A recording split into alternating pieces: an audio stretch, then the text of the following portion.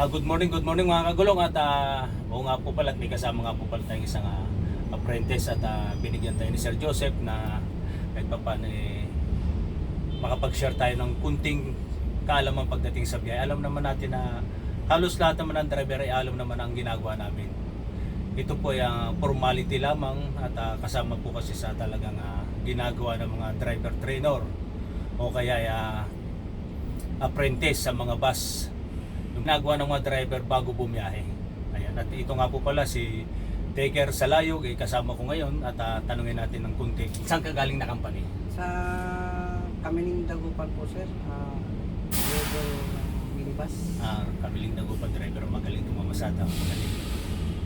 Ayan, kumusta naman? Kumusta? Ay, ilang taon ka na pala? 35 years old. Kumusta nga pala nung ikaw yung nakapag-apply dito? Ano nga bang ano ang pakikwento mo nga sa akin ng Nung nag-apply po ako, nag-kuhan po ako sa update po ako sa Facebook, sa 5-star. Nagpasa po ako ng resume sa Kalasyaw. Tapos pagkaraan ng 2 days, tinawagan po ako. Tapos yun po, nag-report po ako. Tapos sabay exam na po, drive test. At saka drive test po sa highway. Nabilis ang pangyayari, no? Opo. Ngayon, nandito ka na. Opo. Mga ilang araw mo na mga ilang araw mo na gawa yung ganung sistema.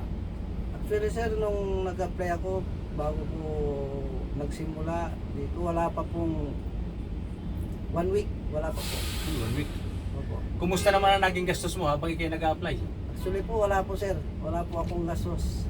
Wala talaga kahit sa mga yung sa mga yung talagang paglakad-lakad mo ganun. Ay, yung kwan lang po, yung sa medical. Sa medical. Kasi po, tinanong po ako kung gusto ko ditong magpa-medical sa Pasay, masyado na pong malayo pa ako, kaya dito na lang kay Sir ka. Kaya, sige, binigyan po ako ng form, tsaka po ako nagpa-medical. Nung after 2 days po, 1 days, binigay na po yung result, tapos pinapunta na po ako dito. Ang ibig sabihin, hindi sa 5-star ikaw nagpa-medical? Hindi po. Nagbayad ka Opo. ng medical mo? Pero kung dito, wala pong babayadan. Kung dito, walang babayaran? Opo. Sagot po ng company 5-star. Siguro, may babayaran naman siguro once na nakapasok ka na for deduction yun. Opo. Kasi ganun din naman, di ba? Inisip mo siguro, magbabayad din lang pagdating sa 5-star, magpa-medical ka na sa Pero yun lang naging gastos mo nitong mga pag-apply mo na to. Yun lang po, sir. Ayan. Actually, kumpleto na po ako sa requirements. Saka, yun lang po yung... Galing, Ito maganda mag-apply, dire-diretso, mga kagulong. Sige, bago ikaw bumiyahe, ano ginagawa mo? Check up po ng sa makina, gulong. Sige, gawin natin. Opo. Mga kagulong, at mag-check up tayo ng ating blue bags. Yun ang pangkaraniwang ginagawa ng mga driver bago bumiyahe. Tara!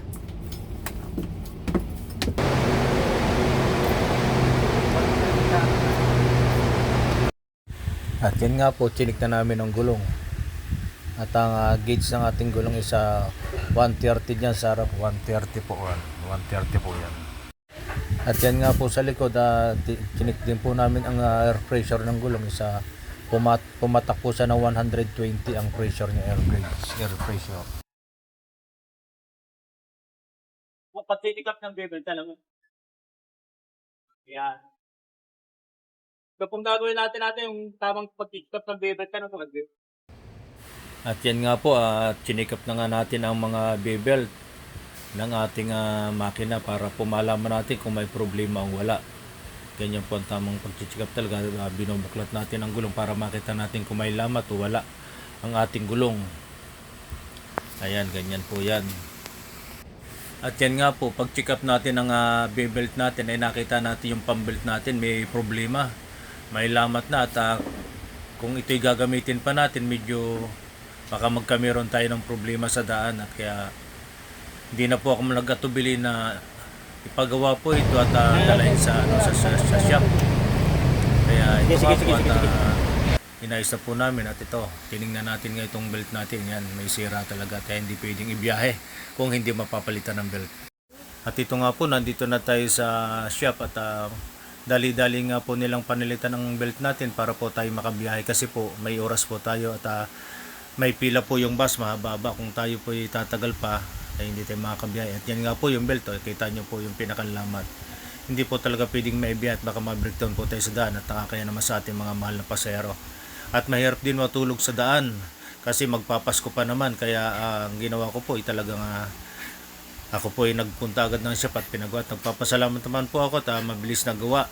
Nagpapasalamat po ako sa ating maintenance si Ivan Tapar na gumawa ng ating pambelt at napakabilis niyang tinrabaho. Wala pang kalating oras ay natapos na agad ang ating bus. Thank you. Kaya Pare, pa-start mo nga, pare. nagpapasalamat sa kanya at nagawa niya po ng mabilis ang ating bus at yun, makakabiyahe. Start na, salamat. Thank you. Para ngayon matapos na tayo mag-check ng mag-check ng gulong, belt, lahat. Kumbaga sa likod, panlikod na check na natin lahat, no. Turo ko naman sa yung mga ilaw niyan, sa mga ilaw. Pindutin mo yung mga ilaw. Yan. Tapos yung pag-light natin, ayan, sa harap. Yan. Yan yun, huwag mo nang patayin. Sige, iangat mo lang. Tapos yung pag-light sa may manubela. Yun. Tututo sa may manubela. Hindi yan. Balik mo. Yun. Yan. Huwag mo nang patayin. Tsaka yung bright, i-ano mo yung bright. Hindi, ibaba mo. Yan. Check upin natin yung mga ating mga ilaw natin sa labas, no. Tara. Yan.